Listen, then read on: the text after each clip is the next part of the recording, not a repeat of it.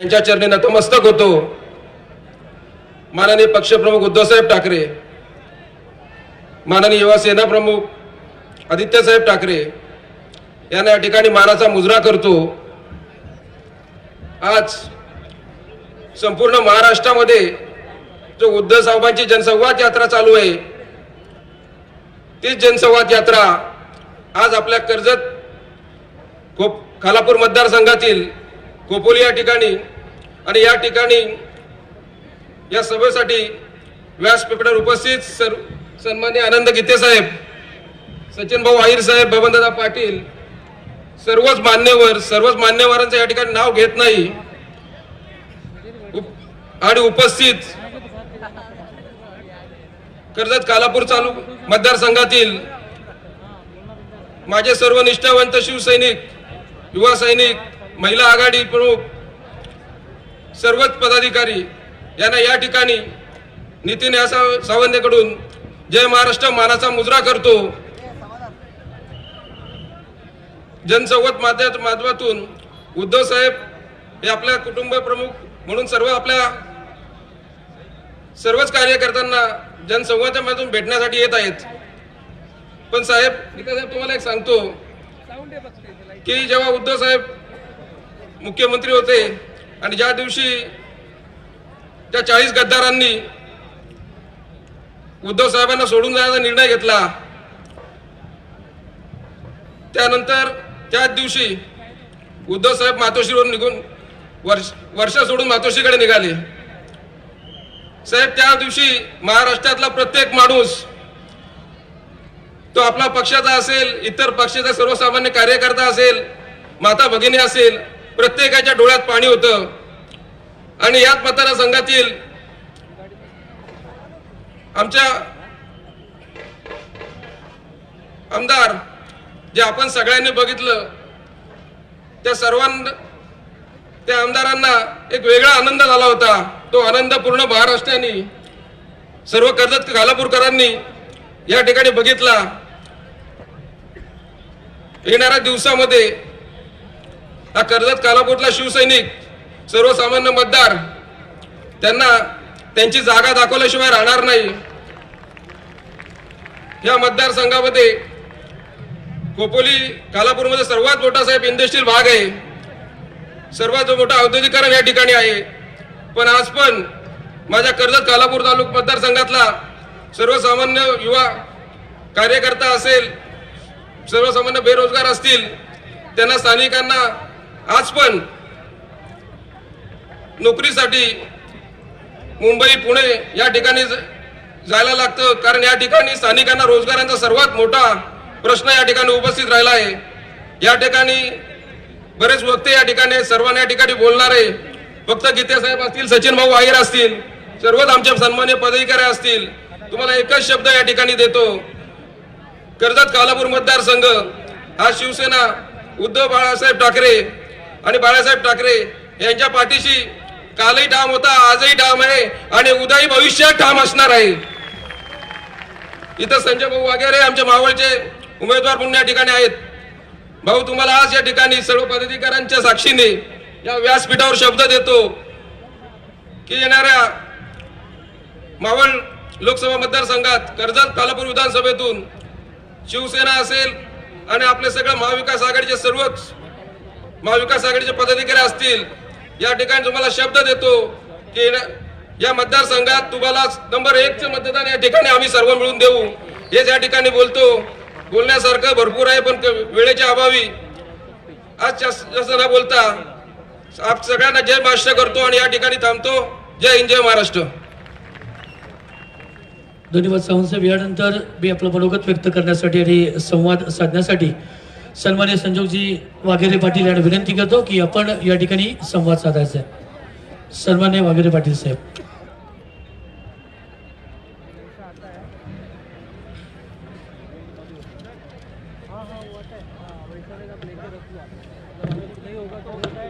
अखंड हिंदुस्थानाचं आराध्य दैवत राजा छत्रपती शिवाजी महाराज,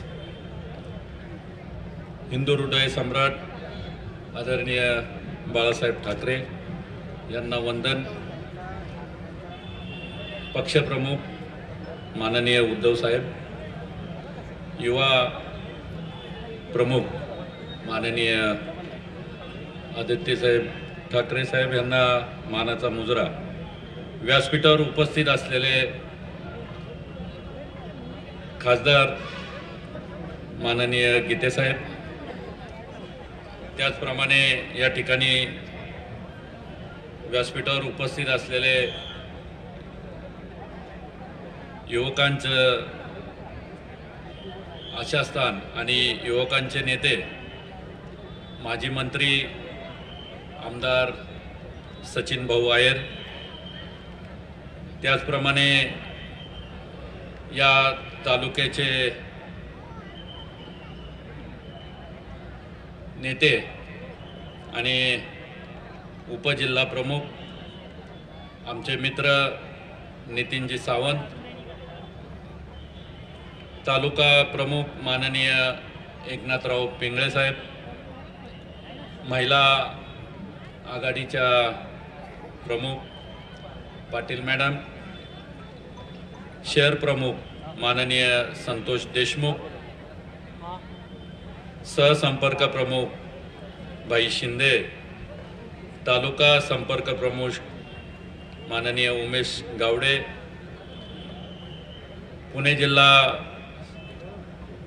प्रमुख माननीय आमदार ॲडव्होकेट गौतम चाबुकसार, पिंपरी चिंचवड शहराचे प्रमुख माननीय ॲडव्होकेट सचिनजी भोसले, पिंपरी चिंचवड शहराचे युवा अधिकारी माननीय चेतनजी पवार, व्यासपीठावर बसलेले सर्व मान्यवर, आमचे मार्गदर्शक कदम साहेब, त्याचप्रमाणे पनवेल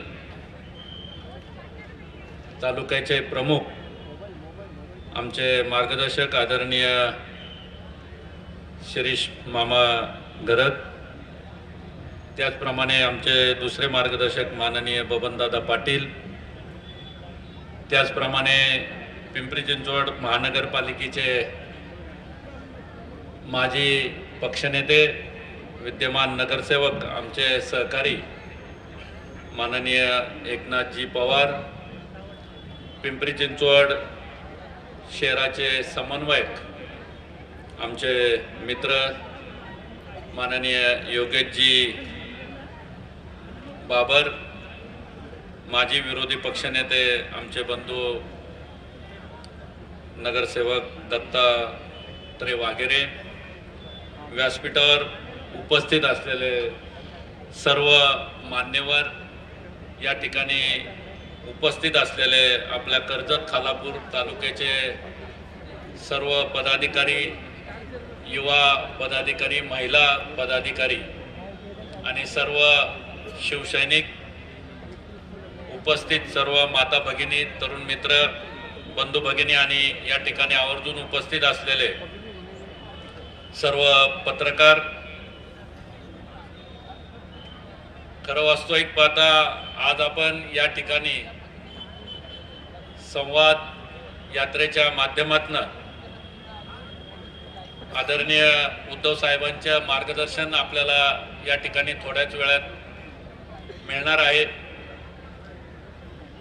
तत्पूर्वी आपल्याला या ठिकाणी सांगायला मला अभिमान वाटतो की उद्धव साहेबांनी माझ्यावरती जबाबदारी दिली आणि जबाबदारी दिल्यानंतर मला सांगितलं की तुम्ही आता या मावळ लोकसभा मतदारसंघामध्ये काम करत असताना प्रत्येक तालुक्यामध्ये आपण फिरायचं आणि त्या ठिकाणी नागरिकांच्या समस्या आणि नागरिकांना आपल्या शिवसेनेच्या माध्यमातून सहकार्य करण्याची भूमिका आज आपल्याला इथून पुढच्या काळामध्ये करायची आहे आणि प्रत्येक शिवसैनिकाला आपल्याला ताकद देण्याचं काम आपल्याला करायचं आहे। त्या दृष्टिकोनातून मी प्रत्येक तालुक्यामध्ये फिरत असताना आपण जर पाहिलं असेल तर कर्जत खालापूर तालुका हा गेल्या अनेक वर्षापासून 10 वर्षापासून या तालुक्यामध्ये असं कुठलंही काम मला येथील विद्यमान खासदारांनी आणि विद्यमान आमदारांनी सांगावं की बाबा ह्या तालुक्यामध्ये हे काम मी केलंय आणि ह्या कामामुळे येथील नागरिकांना याचा फायदा होतोय। आपण जर पाहिलं तर खोपोली सारखं शहर, या खोपोली सारख्या शहरामध्ये आजूबाजूला जी कंपन्या या ठिकाणी आहे, औद्योगिक नगरी म्हणून या शहराला बघितलं जातं आणि या शहरामध्ये औद्योगिक नगरी म्हणून पाहिल्यानंतर या शहरामध्ये असणाऱ्या नागरिकांना ज्या नागरिक सुविधा देण्याची जी जबाबदारी आपल्या सर्वांच्या वरती असती, त्या ठिकाणी खासदार असतील, आमदार असतील, यांना ती जबाबदारी द्यायची, म्हणजे ती जबाबदारी त्यांनी घेतली पाहिजे की आपल्या नागरिकांना या नागरिक सुविधा देण्याचं काम आपल्याकडनं केलं पाहिजे। परंतु काही या ठिकाणी झालेलं दिसत नाही। गेल्या 10 वर्षापासून आपण जर पाहिलं तर इथं राहणारे जे काही सर्वसामान्य कामगार वर्ग आहे, या कामगार वर्गाला पाण्याचा प्रश्न या ठिकाणी अतिशय भेडसावतोय आणि गीते साहेब या ठिकाणी पाण्यासाठी आमचा नागरिक या ठिकाणी त्रासलेला आहे। अनियमित पाणी पुरवठा या ठिकाणी होतोय आणि हे पाणी पुरवठा या ठिकाणी होत असताना जर आपण पाहिलं तर हे पाणी आपण टाटा कंपनीच्या जे प्लांट आहे, या टाटा कंपनीच्या प्रकल्पातनं आपण हे पाणी उचलतोय आणि या ठिकाणी हे पाणी जर टाटाने उद्या जर बंद केलं तर खोपोली नगरीतील सर्व नागरिकांचं पाणी, पिण्याच्या पाण्याचं तोंडचं पाणी पळेल अशी परिस्थिती या ठिकाणी आहे। तर आपण भविष्यामध्ये यासाठी काय करायला पाहिजे किंवा या नागरिकांसाठी काय केलं पाहिजे हे खासदारांनी आतापर्यंत कधी बघितलेलंच नाही। प्रामुख्यानं जर विचार केला तर हे सर्वसामान्य कामगार वर्ग आहे, छोटे मोठे व्यापारी करणारे नागरिक आहे, या ठिकाणी राहतात। यांना नागरिक सुविधा पुरवण्याचं काम या ठिकाणी केलं पाहिजे। आणि आपण जर पाहिलं तर खोपोली शहर हे जुना मुंबई हायवे आणि नवीन एक्सप्रेस हायवे या दोन्हींच्या मध्ये वसलेलं हे खोपोली शहर आहे आणि या ठिकाणी रोज एक तरी कॅज्युअलिटी या ठिकाणी होते, एक तरी ऍक्सिडेंट या ठिकाणी होतो। मग तो छोटा होतो, काही प्रमाणात मोठ्या प्रमाणात पण होतो। याच्याकडे देखील दुर्लक्ष या ठिकाणी आहे आणि या ज्यावेळेस ही कॅज्युअलिटी झाल्यानंतर त्या नागरिकाला, त्या ज्याचा ऍक्सिडेंट झालाय त्याला या ठिकाणी चांगला हॉस्पिटल देखील त्याची व्यवस्था या ठिकाणी नाहीये आणि त्याला इथून पनवेलला जायला लागतं किंवा इथून वरती मग पिंपरी चिंचवडला जावं लागतं। तर म्हणजे अशी ही परिस्थिती या खोपोलीच्या नागरिकांची झालेली आहे आणि खोपोली शहरामध्ये ज्यावेळेस आपण बारकाईने जर अभ्यास केला तर इथं या खोपोलीमध्ये सर्व जाती जमातीची लोक, सर्व राज्यातील आणि सर्व तालुक्यातील या ठिकाणी नागरिक व्यवसायाच्या निमित्ताने, कामाच्या निमित्ताने या ठिकाणी आलेला आहे आणि त्यामुळं आज या ठिकाणी जी वाढती बेरोजगारी आहे किंवा वाढतं जे काही गोष्टी आहेत याच्याकडं खासदारांनी 10 वर्षामध्ये काही केलेलं नाही। आता खासदार म्हणतात की मी विकासासाठी त्या गद्दारांच्या बरोबर गेलो, तर विकास कुठं आहे हा आता आम्हाला शोधावं लागेल की हा विकास कुठं दिसतोय हे तरी मला तरी, मी इतक्या दिवस फिरतोय किंवा इथले नागरिक सुद्धा सांगतात की आम्ही खासदाराला तर बघितलं पण नाही की त्याचं। म्हणजे अशी लोक सांगतात की जे वाड्या वस्तीवरती लोक राहणारी आहेत, जे आमचे खेडेगावामध्ये राहणारी लोक आहेत, डोंगर दऱ्यामध्ये राहणारी लोक आहेत, त्यांनी तर सांगितलं की आम्ही कधी खासदाराला बघितलं पण नाही। म्हणजे अशा परिस्थितीमध्ये या नागरिकांची आज या ठिकाणी हेळसांड होते आणि ह्याच्याकडं दुर्लक्ष केलं जात आहे। अशा पद्धतीनं आपण जर पाहिलं तर या भागामध्ये जास्तीत जास्त आदिवासी पाडे आहेत आणि ह्या आदिवासी पाड्यांमध्ये जे आमचे आदिवासी बांधव राहतात या डोंगर दर्यामध्ये राहतात, पण त्या ठिकाणी आदिवासी पाड्यांमध्ये जे आपल्या त्यांचं स्वतःचं हक्काचं घर देखील नाहीये किंवा त्यांच्या नावावरती त्यांची जागा देखील नाहीये। कारण की त्याच्यामध्ये आपण जर पाहिलं तर त्या ठिकाणी या आदिवासी पाड्यांमध्ये लाईट असेल, रस्ते असतील, पाणी असेल याचा अभाव त्या ठिकाणी आहे आणि शिक्षणाची सुद्धा सुविधा अभाव आहे आणि आदिवासी पाड्यांवरती राहणारे जे काही आमचे आदिवासी बंधू आहेत त्यांच्या जमिनी देखील त्यांच्या नावावरती नाही आहेत. या जमिनी त्या ठिकाणी आपल्या या त्यांच्या नावावरती नसल्यामुळं त्यांना त्या ठिकाणी स्वतःचं घराची सातबारा देखील त्यांचा नाही आहे. तर त्या दृष्टिकोनातून आपल्याला त्या ठिकाणी प्रयत्न करावा लागेल आणि या सगळ्या गोष्टींचा जर विचार केला तर भविष्यामध्ये या बाबतीमध्ये आपल्याला सगळ्यांना एकत्र येऊन या सर्व गोष्टींचा विचार करून आपल्याला पुढे जाण्याची गरज आहे. आणि येत्या काळामध्ये निश्चितच या ठिकाणी आपण जर पाहिलं तर पनवेल भागातील जे बँक आहे पेन बँक, या पेन बँकेचे माध्यमातून इथं सर्वसामान्य नागरिकांच्या ठेवी ठेवण्यात आलेल्या होत्या आणि ती बँक बंद झाल्यामुळे या ठेवींचा देखील आत्तापर्यंत आमच्या नागरिकांना या ठेवी मिळाल्या नाहीत. तर या बाबतीमध्ये देखील खासदारांचं दुर्लक्ष झालेलं आहे.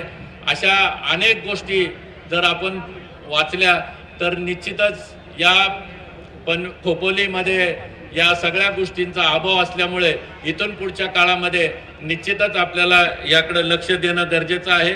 आणि आदरणीय उद्धव साहेबांच्या नेतृत्वाखाली, आदरणीय आदित्य साहेबांच्या नेतृत्वाखाली आपण शिवसेनेच्या माध्यमातून, शिवसेना उद्धव बाळासाहेब ठाकरे या पक्षाच्या माध्यमातून ज्या वेळेस आता माझ्यावरती जी जबाबदारी पक्षप्रमुखांनी दिलेली आहे, मी या ठिकाणी छाती ठोकपणानं या ठिकाणी सांगतो की या येणाऱ्या काळामध्ये ज्या लोकसभेच्या इलेक्शन आता लागतील आणि या लोकसभेमध्ये मी आपल्याला एवढं खात्रीने सांगतो गीते साहेब की येणाऱ्या काळामध्ये या लोकसभेमध्ये माझ्यासारखा एक तरुण कार्यकर्ता या ठिकाणी निश्चितच निवडून येईल याची खात्री मला या ठिकाणी वाटते.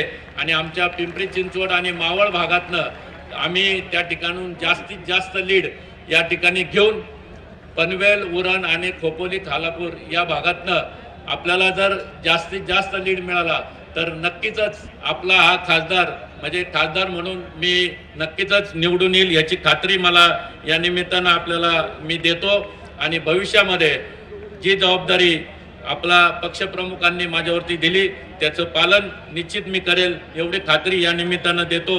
आणि आपण आलात आपल्या सर्वांचं मी मावळ लोकसभा मतदारसंघाचा संघटक म्हणून आपल्या सर्वांची या ठिकाणी स्वागत करतो आणि उपस्थित राहिलेल्या सर्व शिवसैनिकांना माझा मानाचा मुद्रा आणि या ठिकाणी थांबतो. जय हिंद, जय महाराष्ट्र. धन्यवाद वाघेरे साहेब. येणाऱ्या निवडणुकीसाठी आपणास खूप खूप शुभेच्छा. यानंतर उद्धव साहेबांचं आगमन होतं, त्यांच्या समवेत जयंतभाई पाटील यांचं या ठिकाणी आगमन होतं. सर्वप्रथम शिवप्रतिमेचं पूजन केलं जाईल, तदनंतर भारत माता, आल्यानंतर उद्धवजींच्या हस्ते शिवछत्रपती शिवाजी महाराजांच्या प्रतिमेचं पूजन होईल. मी पुण्याच्या एकदा विनंती करतोय की जे प्रवेशद्वारावरती जे पदाधिकारी आणि शिवसैनिक त्यांना विनंती आहे, साहेबांचं आगमन होतं, आपण सर्वांनी एवढं आतमध्ये आसनस्थ व्हायचंय.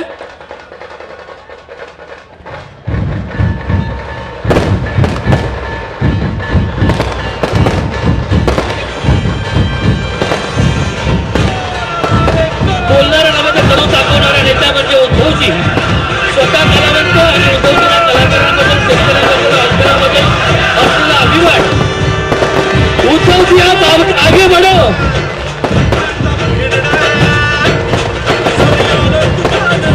उद्धव साहेब आगे बढ़ो. सन्माननीय उद्धवजी ठाकरे यांचं या ठिकाणी आगमन होतं. शिवसेना पक्ष. उद्धव साहेब आगे बढ़ो.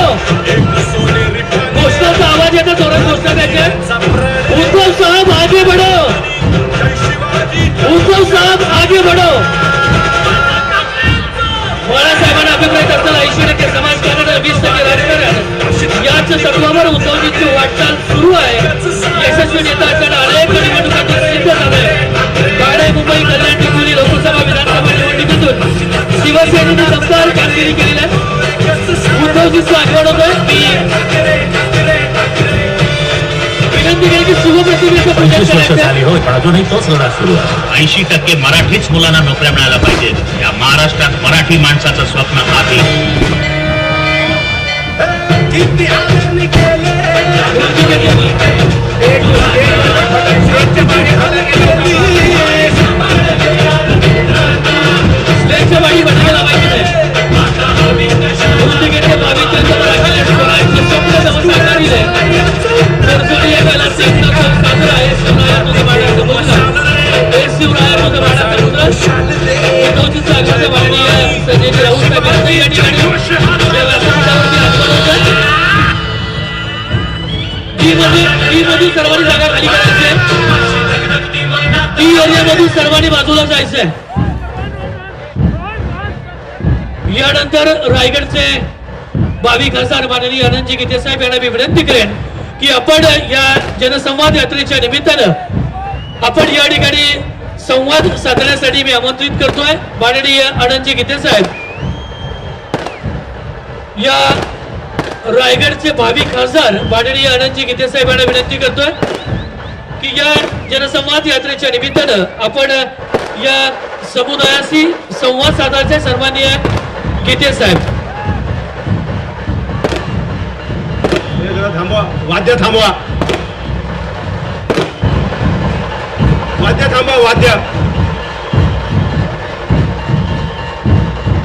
ढोल ताशे थांबवा. नाशिक ढोल बंद करायचंय. नाशिक ढोल बंद करायचंय. जरा व्यासपीठाच्या उजव्या बाजूला जी गर्दी झालेली आहे रस्त्यावर, व्यासपीठाच्या उजव्या बाजूला जी गर्दी झाली आहे त्या सगळ्यांनी समोर यायचंय. समोर या, सगळ्यांनी मैदानात या, सगळ्यांनी समोर या. व्यासपीठाच्या उजव्या बाजूला गर्दी करू नका.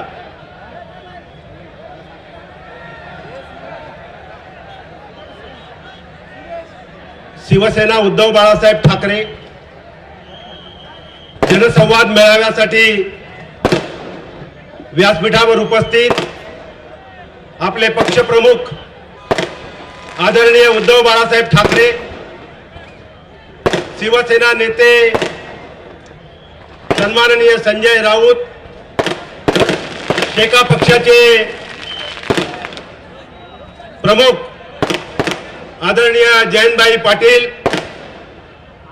आज व्यासपीठावर उपस्थित असलेल्या आणि अखंड या कोकणातल्या आदिवासी समाजामध्ये अतिशय प्रभावी असं कार्य करणाऱ्या उल्काताई महाजन, आपले मावळ लोकसभा मतदारसंघाचे इंडिया आघाडीचे उमेदवार संजोग वाघेरे, भविष्यात होऊ घातलेल्या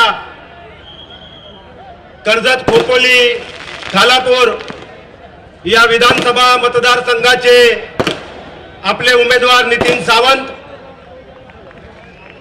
व्यासपीठावर उपस्थित असलेले सर्व शिवसेना, महिला आघाडी, युवा सेना या संघटनांचे पदाधिकारी आणि हजारोंच्या संख्येनं या जनसंवाद मेळाव्यामध्ये आपले पक्षप्रमुख उद्धव बाळासाहेब ठाकरे यांना ऐकण्याकरता उपस्थित असलेले शिवसैनिक बंधू भगिनी आणि मातांनो, आज दुपारी 3 वाजता बबनदादा पाटील यांनी सुरू केलेल्या बाळासाहेब ठाकरे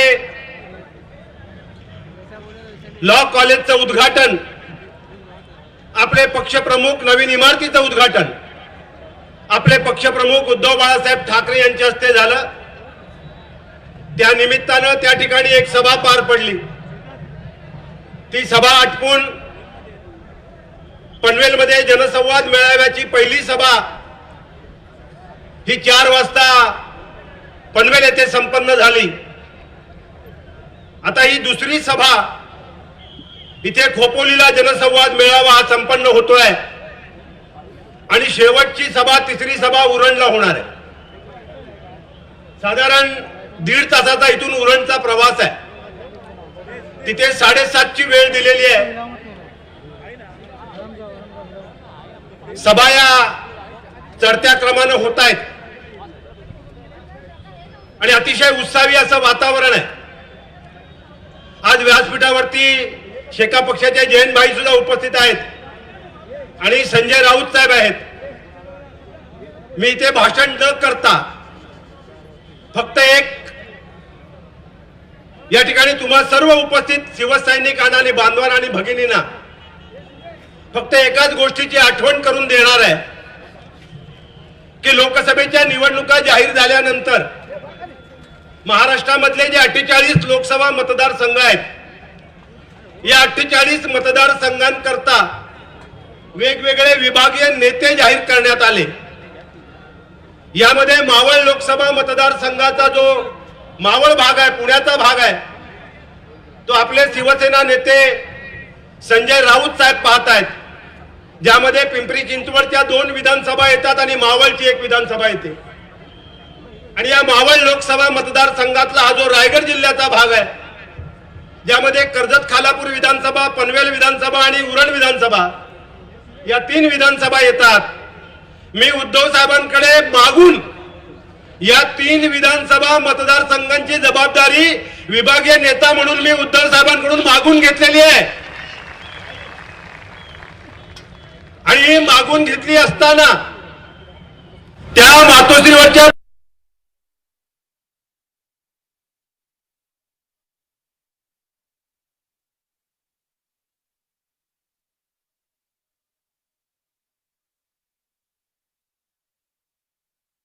बांधवांच्या, शिवसैनिकांच्या, महिला आघाडी, युवासेना या सर्व कार्यकर्त्यांच्या विश्वासावर मी उद्धव साहेबांना शब्द दिलेला आहे की येणाऱ्या लोकसभेच्या निवडणुकीमध्ये रायगडची लोकसभा तर आम्ही जिंकूच, पण मावळची लोकसभा सुद्धा आम्ही जिंकल्याशिवाय राहणार नाही, हा विश्वास आपण साहेबांना शब्द दिलेला आहे.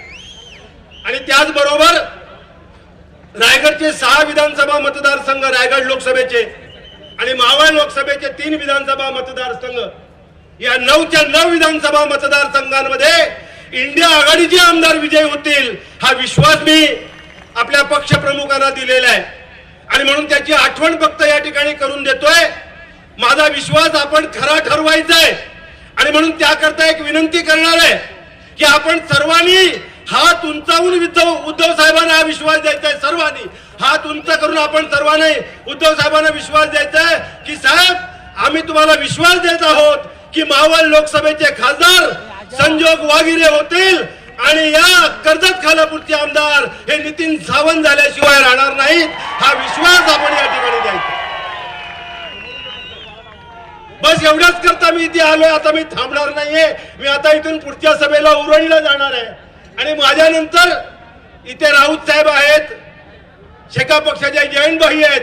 मी जयंतभाईंना विनंती करणार आहे की तुम्ही या व्यासपीठावरून बोलावं. आणि त्या अगोदर मी उल्काताईंना विचारलं होतं, उल्काताई आल्याला विचारलं, त्यामुळे मी बोलेन, मी शिवसैनिक नाहीये पण मला बोलायला आनंद होईल, मला आवडेल. म्हटलं अवश्य बोला की साहेब, या भागामध्ये कर्जत खालापूर असो, हा आदिवासी प्रामुख्याने हे तालुके आहेत.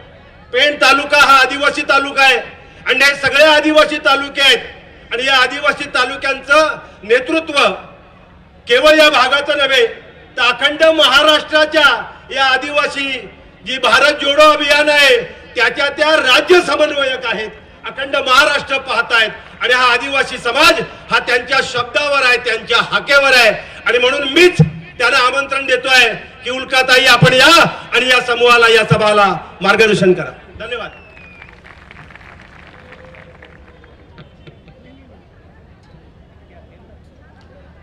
माझ्यासारख्या सामान्य नागरिकांसाठी जी मूळ आणि खरी शिवसेना आहे त्या शिवसेनेचे नेते माननीय उद्धवजी ठाकरे,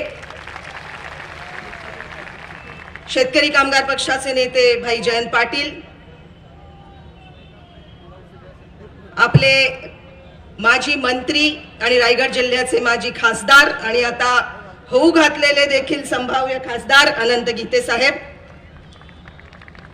संजय राऊत साहेब, मावळ लोकसभा मतदारसंघाचे उमेदवार संजोग वागिरे, मंचावर उपस्थित असणारे शिवसेनेचे सर्व पदाधिकारी आणि इथे जमलेल्या सर्व माझ्या भावा बहिणींनो आणि शिवसैनिकांनो, प्रथमच मी कोणत्याही राजकीय पक्षाच्या मंचावर बोलायला उभी आहे. आणि जसं गीते साहेबांनी हे सांगितलं की मी शिवसैनिक नाही पण मी संविधान सैनिक आहे. आणि संविधान सैनिक या नात्याने आज देशामध्ये जी भीषण आणि एक अतिशय बिकट परिस्थिती ओढवली आहे, त्या परिस्थितीमध्ये कोणत्याही परिस्थितीत भाजपला सत्तेतून पाय उतार करण्यासाठी नागरिकांची जी आघाडी उभी आहे, त्या आघाडीची प्रतिनिधी म्हणून मी इथे बोलायला उभी आहे. तेव्हा सर्वप्रथम हे सांगितलं पाहिजे की आमची लढाई ही संविधान वाचवण्यासाठी आहे. त्यामुळे आपल्या सर्वांचं मत हे इथल्या उमेदवारासाठी तर असेलच, पण यावेळी ते मत संविधान वाचवण्यासाठी आणि संविधानासाठी असेल हे लक्षात घ्या. त्यामुळे महाराष्ट्राच्या या भूमीमध्ये छत्रपती शिवाजी महाराजांची कर्मभूमी, डॉक्टर बाबासाहेब आंबेडकरांची कर्मभूमी आणि अनेक संतांनी जी या मातीमध्ये बीज रोवलेली आहेत, त्या विचारांच्या पुरोगामी परिवर्तनवादी भूमीमध्ये आपण एका महत्वाच्या लढ्याला तोंड देतोय. आतापर्यंत दक्षिणेचा सगळा भाग, आपल्या देशातली दक्षिणेची 5 राज्य ही भाजप मुक्त झालेली आहेत आणि त्याच्या वरती आहे महाराष्ट्र. महाराष्ट्राचं स्थान अत्यंत कळीचं आहे आणि भाजप विरोधी लढणाऱ्या सर्वांना महाराष्ट्राकडून खूप आशा आहेत आणि त्या जशा महाराष्ट्राकडून आहेत तशा उद्धवजी तुमच्याकडून आहेत. आणि त्यामुळे जी एक भाजप विरोधी आघाडी उभी राहिलेली आहे, इंडिया आघाडी, त्या आघाडीला तर आम्ही समर्थन देतो आहोतच नागरिकांची चळवळ म्हणून. त्यामुळे इंडिया आघाडीकडून घोषित होणाऱ्या कोणत्याही अधिकृत उमेदवाराला भारत जोडो अभियान सारख्या चळवळीचा पूर्ण पाठिंबा आहे हे निश्चित. आणि जशी भारत जोडो अभियान ही एक आघाडी आहे, उद्धव साहेब आपल्याला सांगितलं पाहिजे की नागरिक झटून कामाला लागलेले आहेत आणि महाराष्ट्रात अशा 8 आघाड्या उभ्या राहिलेल्या आहेत. त्या 8ही आघाड्या एकत्र आल्या आहेत आणि त्यांनी एक आवाहन संपूर्ण महाराष्ट्राला देणारी घोषणा केली आहे, ती म्हणजे निर्धार महाराष्ट्राचा. आणि हा महाराष्ट्राचा निर्धार आहे की भाजप हटाव आणि संविधान बचाव. आज भारतीय जनता पक्षाने सगळी मोडतोड चालवलेली आहे. स्वातंत्र्याचा अमृत महोत्सव आपण आता साजरा केला, पण त्या अमृत महोत्सवी वर्षात जे सत्तेत आहेत त्यांनी कधीही स्वातंत्र्य लढ्यात भाग घेतलेला नव्हता. भारतीय जनता पक्ष आणि त्यांची मूळची मातृ संघटना राष्ट्रीय स्वयंसेवक संघ यांच्या कुणीही स्वातंत्र्य लढ्यात भाग घेतला नाही. त्यांना या देशाचं संविधान मान्य नव्हतं, त्यांना हा राष्ट्रध्वज तिरंगा मान्य नव्हता. ते दुर्दैवाने स्वातंत्र्याच्या अमृत महोत्सवी वर्षामध्ये सत्तेत येतात आणि आपल्यालाच सांगतात हर घर झेंडा लावा म्हणून, पण घर दिलेलं नाही. 2022 पर्यंत पंतप्रधानांनी घोषित केलं होतं सगळ्यांना घर मिळेल. मिळालं सगळ्यांना घर? झेंडा लावायला घरच नाही असे करोडो लोक आज या देशामध्ये अजून आहेत. खोट्या घोषणा करायच्या, भ्रमात टाकायचं. त्यांची 4 हत्यारं आहेत त्यांच्या सत्तेची: भूक, भय, भ्रम आणि भेद. भुकेच्या पातळीवर उपासमारीमध्ये आपला देश जागतिक निर्देशांकात 111व्या क्रमांकावर खाली घसरला. भीती तर सर्वांनाच घातली आहे. पक्ष कसे फोडले, कसे पळवले लोकप्रतिनिधी आपण सगळ्यांनी बघितलेलं आहे. त्या सर्वांना पळवून सामान्य नागरिकावर भीतीचं आणि दहशतीचं छाया ठेवून ज्या पद्धतीने राजवट चालू आहे आणि सत्ता चालू आहे, अशा वातावरणात ते भ्रम रुजवतात. त्यांची लाखोंची फौज बसलेली आहे. पेड फळी सोशल मीडियावर, टीव्हीचे सगळे लोक ताब्यात घेतलेत, सर्व प्रसार माध्यम ताब्यात घेतली आहेत. त्यामुळे त्यांचेच भोंगे वाजतायत आणि तोच आवाज ऐकायला येतोय. पण माझ्या भावा बहिणींनो, त्या सोशल मीडियाचा आणि टीव्हीचा फक्त आवाज त्यांच्या बाजूचा ऐकू नका. आपण जमिनीवरचा आवाज ऐकू. आपण गोरगरिबांचा, कष्टकऱ्यांचा, शिवाजी महाराजांच्या मावळ्याच्या वंशजांचा आवाज ऐकू आणि त्या आवाजावर ठरवू की हे काय बोलतायत. कारण खरं खोटं तपासण्याची कुवत सुद्धा संपवण्यात आलेली आहे. पण या भारतीय जनता पक्षाची राजवट ही संविधान विरोधी राहिलेली आहे. संविधान नको पण मनुस्मृती हवी हे त्यांचे काही आमदार उघडपणे बोलून दाखवतात.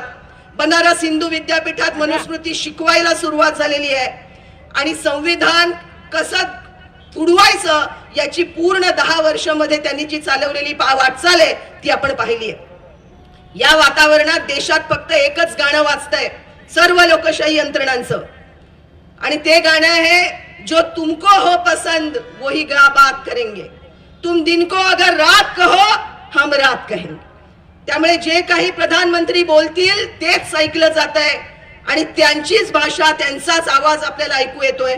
पण याचा भ्रम बाजूला करून वास्तव बघण्याची गरज आहे. ते वास्तवाची ते उघड करणं आणि मोदी नीतीची भाजप नीतीची पोलखोल करणं हे आम्ही अनेक जण करतोय. त्यासाठी अनेक साहित्य केलेलं आहे आणि आम्ही एकत्रितपणे इंडिया आघाडीच्या सर्व घटक पक्षांबरोबर आपली जनचळवळीची ताकद जोडून या निवडणुकीत उतरणार आहोत. कारण बाबासाहेबांनी जी जबाबदारी दिली आहे खांद्यावर, आपल्या संविधानाचे पहिले 2 शब्द आहेत आम्ही भारताचे लोक. हे जे आम्ही भारताचे लोक आहेत ते जर आपली संविधानिक जबाबदारी विसरतील तर संविधान उरणार नाही. हा इशारा संविधान सभेतच बाबासाहेबांनी दिला होता आणि तो आता खरा होताना दिसतोय. म्हणून आमच्यासारखे असंख्य सामान्य नागरिक आता रस्त्यावर उतरलेत. नुसते उतरले नाहीयेत, चळवळ बांधून संघटना बांधून कामाला लागलेत. गल्ली बोळात कानाकोपऱ्यात वाड्या पाड्यांमध्ये खेड्या पाड्यात जाऊन काम करतायत. मतदार नोंदणी करतायत, मतदानाची टक्केवारी वाढवायचा प्रयत्न करतायत, मोदी नीतीची पोलखोल करतायत, जाहीर सभा भरवतायत, लोककलाकारांचे मेळावे घेतायत आणि त्यांना वातावरण काय आहे आणि संविधान कसं तोडलं जातं हे सांगतायत. हे सगळं एका बाजूला प्रयत्न चालू आहेत आणि मला हे मुद्दाम सांगितलं पाहिजे या मंचावरून की निवडणुका घोषित झाल्या की सर्व पक्ष पुढाऱ्यांकडे अनेक लोक येतात आणि त्यांचे हात कायम पसरलेले असतात. ते मागत असतात काही ना काही. आम्ही मात्र या निवडणुकीत उतरलोय ते हात पसरण्यासाठी नाही, कोणत्याही राजकीय पक्षाकडे काहीही मागण्यासाठी नाही, तर जनचळवळीचं जे बळ आहे ते बळ देण्यासाठी, ते बळ इंडिया आघाडी बरोबर जोडण्यासाठी आम्ही उभे आहोत. आणि त्यामुळे या जनचळवळीच्या आधारावर आपल्याला निर्धार करायचा आहे, पूर्ण महाराष्ट्राचा निर्धार. आणि जी संत विचारांनी रोवलेली बीज आहेत आपल्याला हे दाखवून द्यायचं आहे की हे बीज संपत नसतं, विचारांचं बीज संपत नसतं. यांनी कितीही बुलडोझर चालवले तरी ते विचारांचं बीज संपलेलं नाही. प्रबोधनकार ठाकरे पासून जी चळवळ या देशामध्ये प्रबोधनाची त्यापूर्वी संतांनी चालवलेली आणि अनेक त्या परंपरेतले त्यांनी चालवलेली त्याची बीज अजूनही कायम आहेत आणि आम्ही त्या बीजांचे अंकुर म्हणून या भूमीमधून उठू आणि आमची ताकद दाखवून देऊ. हा निर्धार घेऊन आपल्याला या निवडणुकीला भिडायचं आहे. आणि शेवटचं सांगून मी थांबेन, स्वातंत्र्याच्या अमृत महोत्सवी वर्षात स्वातंत्र्य लढ्यात भाग न घेतलेले असे सत्तेत होते, संविधान संपवणारे राजवटीमध्ये आले, पण संविधानाचा अमृत महोत्सवी वर्ष हे 2025 आहे. संविधानाच्या अमृत महोत्सवी वर्षात हे सत्तेत राहता कामा नयेत असा निर्धार आणि त्या आधारे भाजप हटाव हा निर्धार आपल्याला संपूर्ण महाराष्ट्रात घ्यायचा आहे.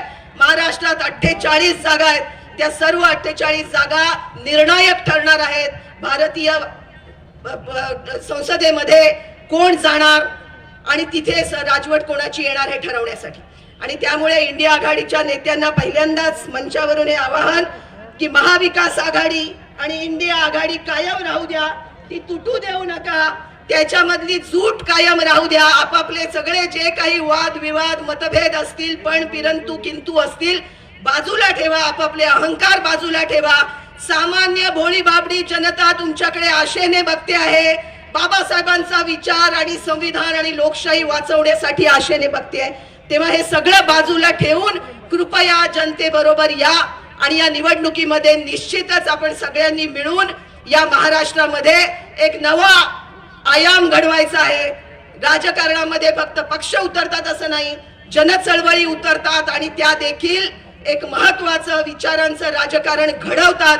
हा धडा आपल्याला या निवडणुकीमध्ये घालून द्यायचा आहे आणि ते सांगायलाच फक्त मी इथे आलोय. मला इथे बोलायची संधी दिली याबद्दल मनपूर्वक धन्यवाद.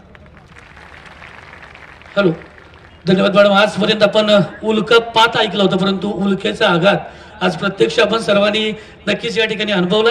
यानंतर कर्जत खालापूरमध्ये या खोपोलीमध्ये ज्यांनी बोललं ते करून दाखवलं असं शेतकरी कामगार पक्षाची बुलंद तोफ माननीय जयंतभाई पाटील यांना मी आमंत्रित करतोय संवाद साधण्यासाठी. माननीय जयंतभाई पाटील.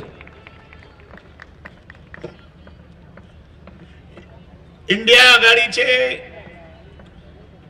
देशाचे नेते उद्धवजी ठाकरे,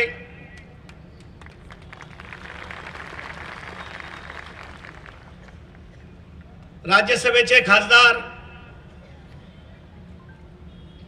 संजय राऊत, माजी राज्यमंत्री गीते साहेब, माझे विधिमंडळातील सहकारी सचिन आयर, बबन दादा आणि मित्र, मी जास्त वेळ बोलणार नाहीये. जवळ 1 तास उशिरा ही मीटिंग इथे सुरू होते आहे आणि उरणमध्ये लोक 7 वाजताचं टाइम दिलं होतं. पण एकच उद्धवजींना मी धन्यवाद देतो, जो छत्रपती शिवाजी महाराजांचा हा संपूर्ण क्षेत्रामध्ये या घाटावरनं खाली उतरलं की छत्रपतींनी जे मावळे तयार केले त्यातला एक मावळा तुम्ही आम्हाला रायगडकरांना दिल्याबद्दल मी मनापासून तुम्हाला धन्यवाद देतो. हा भरभरून आम्ही रायगडमधनं वरती पाठवणार आहोत. या ठिकाणी ज्या ज्या वेळेला या जिल्ह्यामध्ये शेतकरी कामगार शिवसेना एकत्र आली त्यावेळेला या ठिकाणी या आघाडीचेच उमेदवार निवडून आलेले आहेत आणि खोपोलीकरांना मी सांगायला मागतोय, खोपोलीचं जे चित्र आहे, या शहरातलं एज्युकेशन आहे, या शहरातलं दळणवळण आहे, या शहरामध्ये असलेलं जे गचाळ असं राजकारण आणि गचाळ असली नीतिमत्ता नसलेल्या लोकांनी या ठिकाणी जे काम केलेलं आहे पुसून टाकण्याचं काम संजय वागरे आणि त्यांचे सगळे सहकारी करतील ही मला अपेक्षा आहे. मित्र, आज उल्काताई बोलल्या, मला बोलायला मर्यादा आहे, तरी या ठिकाणी उल्काताईंनी ज्या पद्धतीची मांडणी केली की आम्ही लोक का एकत्र आलो, या ठिकाणी जे संविधान आहे या देशाचं हे बदलण्याचं काम केलेलं आहे.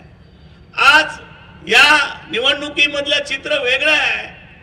शिवसेनेला आणि आता उद्धवजींना भेटण्यासाठी किंवा बैठकीला येण्यासाठी प्रामुख्यानं जे काम करतायत, या जिल्ह्यात प्रमुख जे काम सुरू झालेलं आहे ते मुस्लिम समाजाने केलेलं आहे.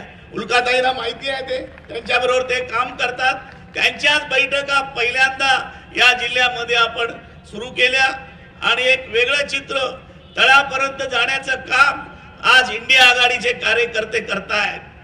मी इंडिया आघाडीचे नेते एवढ्यासाठी बोललो उद्धवजींना, मी इंडिया आघाडीचा एक सदस्य आहे आणि ऑल इंडियावर ज्या बैठका होतात आणि अंतिम शब्द त्या आघाडीमध्ये ज्या वेळेला येतो किंवा थोडेसे वाद वगैरे झाले तो अंतिम शब्द आज उद्धवजींचा मानला जातो आणि उद्धवजींचंच त्या ठिकाणी ऐकलं जातं. अगदी तिथे नेते आहेत सोनियाजी पण या ठिकाणी जेव्हा इंडिया आघाडीमध्ये राऊत साहेब तुम्ही पण असता बरोबर, की त्या ठिकाणी जो मान आम्हाला महाराष्ट्राला मिळतो तो बघून माझी छाती एकदम भरून निघते आणि म्हणून या ठिकाणी आम्ही येऊ. उद्या इंडिया आघाडीची मीटिंग नाहीये, ही शिवसेनेची बैठक आहे. इंडियाचे काही प्रमुख कार्यकर्ते नेते या ठिकाणी आलेले आहेत. उद्धवजींनी परवा विधिमंडळात आम्ही एकच जवळ बसतो, त्याला जयंतराव तुम्हाला या मीटिंगला यावं लागेल. मी सकाळपासून सगळ्या मीटिंग घेतोय, पण उद्धवजी या ठिकाणी एक वेगळी टीम या शहरामध्ये आमची शेतकरी कामगार पक्षाची आहे आणि एक वेगळे सामाजिक कार्यकर्त्यांची पण टीम आहे आणि त्या टीमच्या आधारे आम्ही काम करतो. या ठिकाणची जी संस्था आहे जनता शिक्षण मंडळाची राऊत साहेब, ही संपूर्ण बंद पडत आली होती. आमच्या सगळ्या लोकांनी या ठिकाणचा व्यापारी वर्ग व्यक्तिगतरित्या आपल्याला संजय वगैरे मानतो आणि वेगळं एक नेटवर्क या शहरामध्ये आम्ही केलेलं आहे, जो 2-3 कार्यकर्त्यांची टीम या ठिकाणी आपली आहे.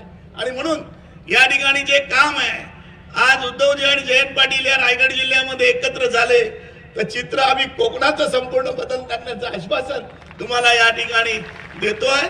आणि पुन्हा एकदा संजय वाघेरेंना बोलताना मी आज पहिल्यांदाच बघितलं, मावळा छत्रपतीचा वाटतो मला आणि म्हणून मी या आजच्या या खोपोलीच्या कार्यक्रमाला थोडी तुमची क्षमा मागतो. आम्हाला पाहिजे तसं बोलायला मिळणार नाहीये, वेळ गेला, दुपारी ऊन पण थोडं जास्त होतं म्हणून थोडी मीटिंग उशिरा चालू करायला लागली.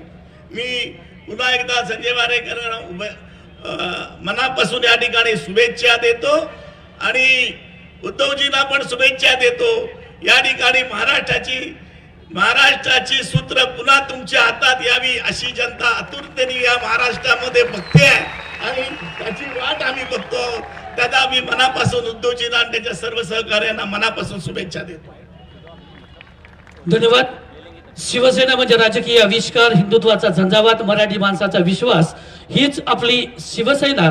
आणि याच शिवसेनेचा प्रामाणिक विचारांचं ऊत म्हणजेच संजय राऊत. मी राऊत साहेबांना विनंती करतोय, साहेबांचं या ठिकाणी स्वागत होत आहे.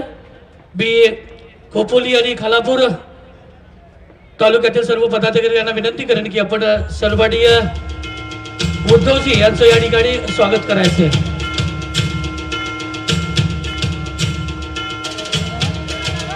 खोपोली शहर तथा खालापूर तालुका तथा कर्जत पदाधिकाऱ्यांच्या वतीनं आजच्या या जनसंवाद यात्रेच्या निमित्तानं शिवसेना उद्धव बाळासाहेब ठाकरे माननीय उद्धवजी ठाकरे साहेब यांचं या ठिकाणी स्वागत होत आहे. सर्व महिला आघाडीचे पदाधिकारी तथा सर्व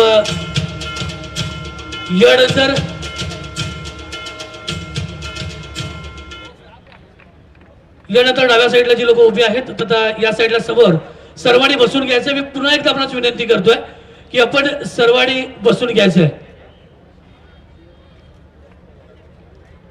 शिव आरोग्य सेनेचे जिल्हाध्यक्ष यांच्या वतीने सुद्धा स्वागत होतं. यानंतर मी राऊत साहेबांना विनंती करेन की आपण संवाद साधायचे. सर,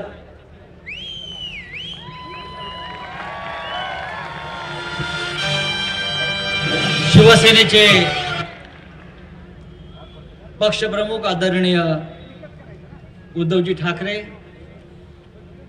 मंचावरील सर्व शिवसेनेचे प्रमुख नेते, महाविकास आघाडीचे प्रमुख नेते,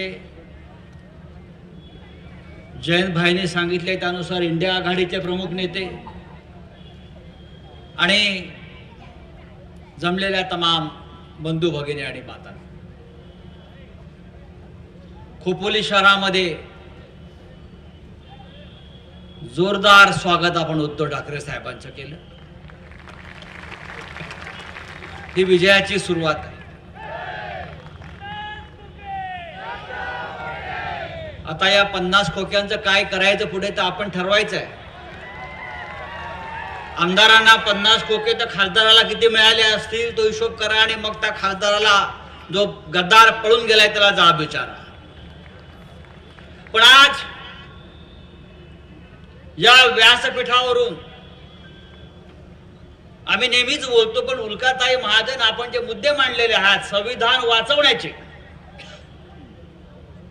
या देशामध्ये संविधान खतऱ्यात आहे, संविधान धोक्यात आहेत, लोकशाही धोक्यात आहे, संसद धोक्यात आहे, देश धोक्यात आहे. मोड तोड आणि विकायचं आहे, सगळं फक्त विकायचं आहे.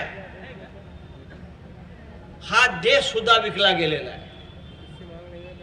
नरेंद्र मोदी आणि त्यांचा भारतीय जनता पक्ष हा 1 नंबरचा ढोंगी आणि खोटारडा पक्ष आहे. अरे मोदींनी काय काय विकलं नाही ते विचार करा. मोदींनी लाल किल्ला सुद्धा विकलाय, तुम्हाला माहित नसेल मी सांगतो. मोदींनी लाल किल्ला सुद्धा विकलाय. मोदी उद्या रायगड जरी विकायला काढेल, म्हणून आपण सावध राहायला पाहिजे.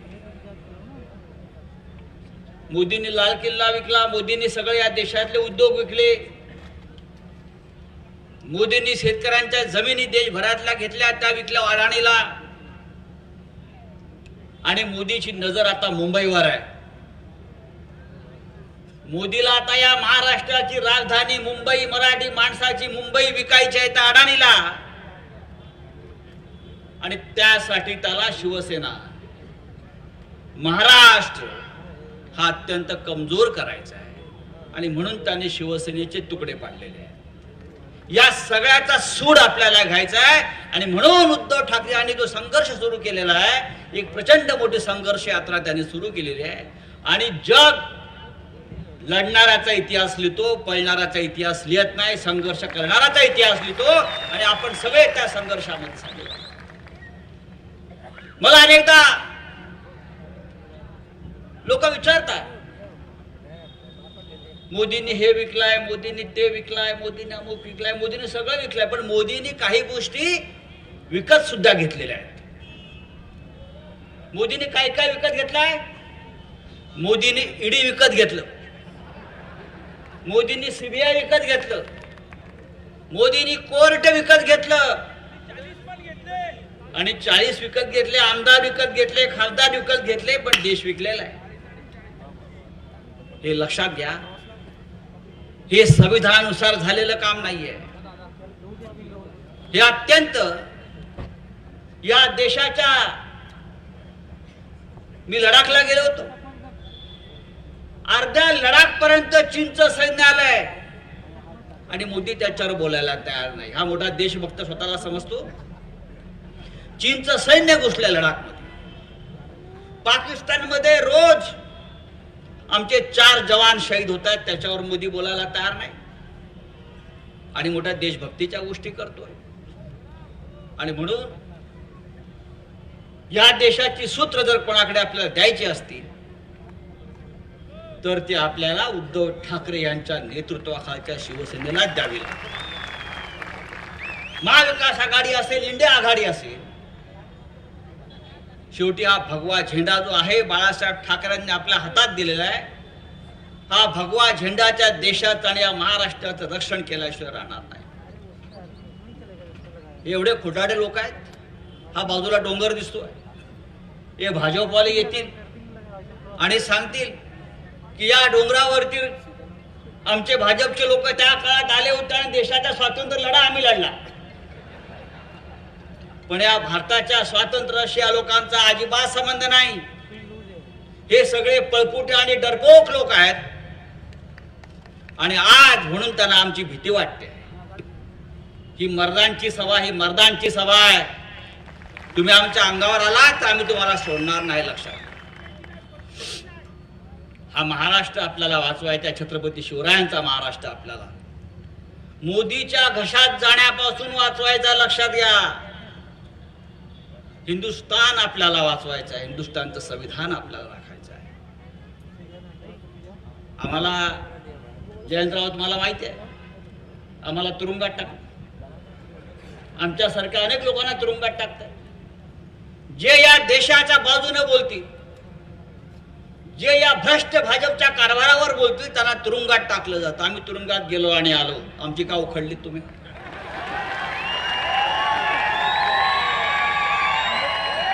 टाका. या देशाच्या स्वातंत्र्यासाठी लाखो लोक कुर्बान झाले, लाखो लोक तुरुंगात गेले. एक संजय राऊत काय साधा शिवसैनिक आहे बाळासाहेब ठाकरेंचा. तो लढत राहील उद्धव ठाकरेंच्या बरोबर खांद्याला खांद्याला.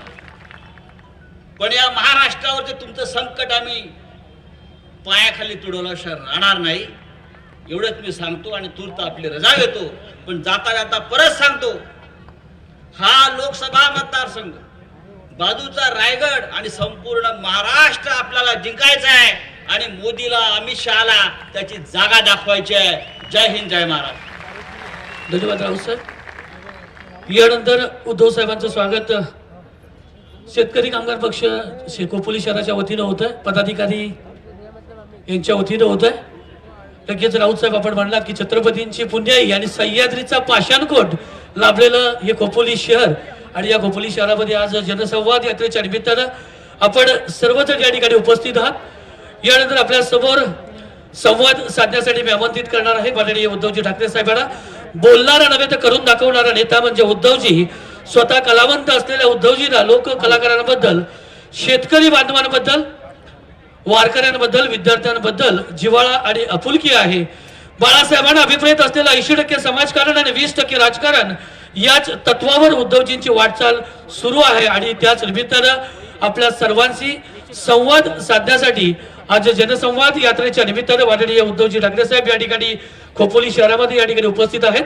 मी उद्धवजींना विनंती करेन की या निमित्तानं आपण या जनसमुदायाशी जनसंवाद साधावा. माननीय उद्धवजी.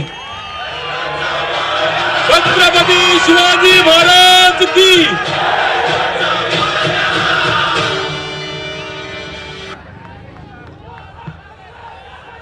व्यासपीठावरील सर्व मान्यवर आणि जमलेल्या माझ्या तमाम हिंदू बांधवांनो, भगिनींनो आणि मातांनो, अजून निवडणुका जाहीर झालेल्या नाहीत आणि आजची सभा ही निवडणुकीची सभा म्हणून काय लावलेली नाही. हा माझा कुटुंब संवाद आहे. माझ्या कुटुंबाशी मी बोलायला आलेलो आहे आणि मला अभिमान आहे की या आपल्या कुटुंबामध्ये, या परिवारामध्ये रोज नवीन नवीन वेगवेगळ्या विचाराचे लोक हे सामील होत आहेत. तसे जयंतराव आणि जयंतरावांचं घराणं आणि ठाकरे घराणं यांची मैत्री ही काही नवीन नाही, ही दोघांच्याही वडिलांपासूनची आहे. आणि जयंतराव आपल्या दोघांच्याही वडिलांना अभिमान वाटत असेल की त्यांनी सुरू करून दिलेलं कार्य आपण दोघं मिळून पुढे नेतो आहोत. आज विशेष म्हणजे उल्काताई सोबत आलेले आहेत, कारण उल्काताईंचा परिचय करून देण्याची काय आवश्यकता नाही. कोणत्याही राजकीय पक्षाच्या वाऱ्याला न उभ्या राहणाऱ्या अशा उल्काताई आहेत, पण आंदोलन असं करतात की तो उल्कापातच असतो. असे अनेक वेगवेगळ्या विचाराचे लोक येत आहेत, पण वेगळ्या विचाराचे असले तरी आता सध्या आपण एका विचाराने एकत्र आलो आहेत, ते म्हणजे देश वाचवण्यासाठी, लोकशाही वाचवण्यासाठी. कारण आम्ही सुद्धा, म्हणजे आपण सुद्धा भारतीय जनता पक्षासोबत नाही म्हटलं तरी 25-30 वर्ष होतोच. आणि ही गोष्ट कोणी मान्य करेल, करावीच लागेल की भारतीय जनता पक्षाला इकडे मी कुत्रे इमानी असतो म्हणून कुत्र्याचा अपमान नाही करणार, पण कोणताही प्राणी म्हणजे गाढव सुद्धा विचारत नव्हता, तेव्हा आता मला असं वाटतं की आम्ही गाढवपणा केला की या नाकर्त्यांना, नालायकांना खांद्यावरती घेऊन महाराष्ट्र दाखवला. आणि आज त्यांचं काम झाल्यानंतर ते आज आपल्याला संपवायला निघालेत. तसं पाहिलं तर आज माझ्याकडे पक्ष ठेवलेला नाही, चिन्ह ठेवलेलं नाही. माझ्याकडे तर काहीच नाही, तरी देखील एवढी अशी प्रचंड गर्दी जिथे जातोय तिथे होते. आणि रोज भाजपवाल्यांना आणि भाजपच्या भाडोत्री लोकांना उद्धव ठाकरेला शिव्या दिल्याशिवाय झोपच येत नाही. आता मी इथे तुमच्या समोर आहे, अमित शहा तिकडे जळगाव मध्ये आले असतील आता. आणि लिहून ठेवा, बाकीच्यांवरती बोलण्यापेक्षा ते उद्धव ठाकरे बद्दल बोलतीलच. कारण नाही म्हटलं तरी उद्धव ठाकरे नुसता उद्धव ठाकरे नाही, उद्धव बाळासाहेब ठाकरे आहे हे त्यांना माहिती आहे. तुम्ही कागदावरती तुमच्या नालायक, तुमच्या सगळ्या ज्या काही एजन्सीज आहेत त्यांना हाताशी धरून शिवसेना चोरण्याचा प्रयत्न जरूर कराल, पण यांच्या हृदयामध्ये जे बाळासाहेबांनी शिवसेना आहे, जे उल्काताईंनी सुद्धा सांगितलं, ती शिवसेना कशी चोरणार. जरूर त्यावेळेला मी यांना पाठिंबा दिला होता, अगदी कालच्या लोकसभा निवडणुकीपर्यंत यांना पाठिंबा दिला होता. कारण एक स्वप्न होतं की देशामध्ये त्यावेळेला काँग्रेस आणि आपली एक राजकीय लढाई होती. काँग्रेसचं सरकार नको आणि आपलं एक हिंदुत्ववादी सरकार पाहिजे, म्हणून 2014 आणि 19ला यांना नक्की आपण पाठिंबा दिला होता. पण आता यांनी जे काही 10 वर्ष त्यांचे रंग दाखवले ते भगवा सोडून बाकी सगळे रंग दाखवत आहेत. भगवा रंग आणि हिंदुत्व हा यांचा मुखवटा आहे, हे यांचं थोतांड आहे. यांचं हिंदुत्व हे बोगस आहे, यांचं हिंदुत्व हे नकली आहे. आणि भाजप ज्याला हिंदुत्व मानते ते हिंदुत्व मी मानायला तयार नाही. ते आमचं हिंदुत्व नाही, ते हिंदुत्व मला माझ्या आजोबांनी आणि माझ्या वडिलांनी शिकवलेलं नाहीये. एक वाटलं होतं की वेगळा पक्ष आहे, वेगळ्या विचारधारेचा पक्ष आहे, पण काल म्हणजे अजूनही निवडणुकीची कुठेही घोषणा नाही, पण घाई किती झाले बघा यांना. घाई घाई घाई सगळ्यांचीच घाई. कारण आता यांना कळलंय आपण किनारा गाठू शकत नाही. मग जेवढे हातपाय आता मारता येतील तेवढे हातपाय, म्हणजे बुडणारा जो असतो ना, तो वेड्यासारखे हातवारे करतो म्हणून बुडतो, भीतीने बुडतो, नाका तोंडात पाणी जातं म्हणून बुडतो. तशी भाजपची अवस्था झाली. म्हणायला ठीक आहे की आम्ही एवढे पार करणार तेवढे पार करणार, पण निवडणुका जाहीर झाल्या नसताना सुद्धा भारतीय जनता पक्षाने काल 195 लोकांची यादी जाहीर केली. चांगली गोष्ट आहे. 195 लोकांची यादी जाहीर केली म्हटल्यानंतर साहजिकच आहे मोदीजींचं नाव असलंच पाहिजे. कारण जसे इकडे देवेंद्र होते मी पुन्हा येईन, मी पुन्हा येईन, तसेच मोदी म्हणतात मी पुन्हा येईन. इकडे जे झालं तेच तुमचं होणार आहे. बरं, यांना निदान उपमधला पाव तरी मुख्यमंत्रीपद मिळाले. तुमचं काय होईल मला माहिती नाही, पण मोदीजींचं नाव आहे, अमित शहाचं नाव आहे. पण त्या यादीमध्ये नितीन गडकरींचं नाव नाहीये. म्हणजे प्रमोद महाजन, गोपीनाथ मुंडे यांनी शिवसेना भारतीय जनता पक्ष युती व्हावी म्हणून परिश्रम घेतले. हिंदुत्व म्हणून शिवसेनेसोबत आले. भारतीय जनता पक्षाची आपली ओळख नव्हती, पण एक विचारधारा एक म्हणून ते प्रमोदजी घरी यायचे, गोपीनाथजी घरी यायचे की बाळासाहेब आणि शिवसेना प्रमुखांनी सुद्धा जाहीर आवाहन केलं होतं की आपण एका विचाराचे आहोत, कशाला आपल्यामध्ये ही मतांची फाटाफूट करायची, आपण एकत्र येऊया. मग त्याच्यानंतर प्रमोदजी आणि गोपीनाथजी नंतर त्यांच्या सोबतच बरोबरीने आले ते नितीन गडकरी आले. आणि आज हा आपले हे जे ठिकाणे खोपोली हे मुंबई पुणे मार्गावरती आहे. जे एक शिवसेना प्रमुखांचं स्वप्न होतं, मुंबई पुणे सरळ रस्ता, सगळ्यांना तेव्हा वाटतं ते कसं होणार, पण गडकरीजींनी पुढाकार घेऊन तो करून दिला, करून दाखवलं. हे नक्कीच त्यांचं श्रेय त्यांना दिलं पाहिजे. मग त्याच्यानंतर नितीन गडकरी भाजपचे अध्यक्ष झाले. दुसऱ्या वेळेला सुद्धा ते अध्यक्ष व्हायला काही हरकत नव्हती, पण आपल्याला प्रतिस्पर्धी निर्माण होतोय म्हटल्याबरोबर त्यांचे पंख छाटले आणि त्यांचं अध्यक्षपद काढून घेतलं. आज आम्हाला असं वाटलं होतं की पहिल्या यादीमध्ये या महाराष्ट्राच्या एका तडफदार खासदाराची, मंत्र्याची त्या यादीमध्ये एक नोंद होईल. त्या यादीत पहिल्या यादीत गडकरींचं नाव येईल, पण गडकरींचं नाव नाही आलं. मोदींच्या बरोबर नाव आलं ते ज्याच्यावरती भारतीय जनता पक्षाने बेहिशोबी संपत्ती जमा केले म्हणून बेछूट आरोप केले गेले, त्या कृपाशंकर सिंगचं नाव आलं. गडकरींसारखी लोक कशासाठी खस्ता खाल्ल्या? अरे तुमच्यापेक्षा कृपाशंकर सिंगला जर पहिल्या यादीमध्ये मान मिळत असेल, स्थान मिळत असेल, तर गडकरी सारख्या निष्ठावंत कार्यकर्त्यांनी ज्यांनी रक्त आटवून महाराष्ट्रामध्ये भाजपा उभी केली, त्या कार्यकर्त्यांनी जायचं कुठे? म्हणून मी दरवेळेला जे सांगतो ते आता बाहेर यायला लागलेले आहे. हे सगळे जे डोक्यावरती त्यांनी बसवले, हा इथला गद्दार सुद्धा तुम्ही घेतला, अरे घ्या ना, गद्दार घ्या. पण महाराष्ट्राची जी शेती आहे ती आमची आहे. आम्ही मेहनतीने जे पीक काढलं होतं ते पीक तुम्ही वरती कापून न्याल, पण या महाराष्ट्राची जमीन नांगरून पुन्हा नव्याने बीज रोवून त्याला सुद्धा अंकुर फोडण्याची जबाबदारी आणि तेवढी धमक आमच्या मनगटात आहे. आणि एका अर्थी झालं ते बरं झालं. मला आज सुद्धा काही जण म्हणतात की उद्धवजी हे सगळे फुटवतं ते तुम्हाला कळत नव्हतं का? म्हटलं कळत होतं, मग थांबवलं का नाही? म्हटलं काय केलं असतं मी थांबवून? मला माहिती होती माणसं विकली गेलेली आहेत.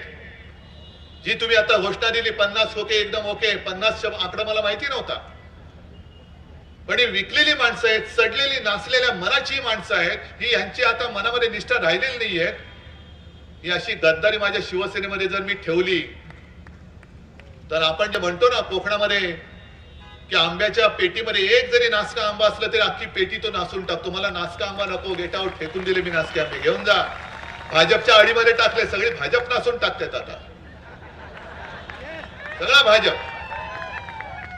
पण मला मी जे म्हणतो ना, मला खरोखर भारतीय जनता पक्षातल्या त्या निष्ठावंत कार्यकर्त्यांची दया आहे. ते आज सुद्धा इकडे आले असतील किंवा चॅनल मध्ये ते बघत असतील, मुद्दामून बघा, मुद्दामून ऐका, काय झाले तुमच्या पक्षाची हालत.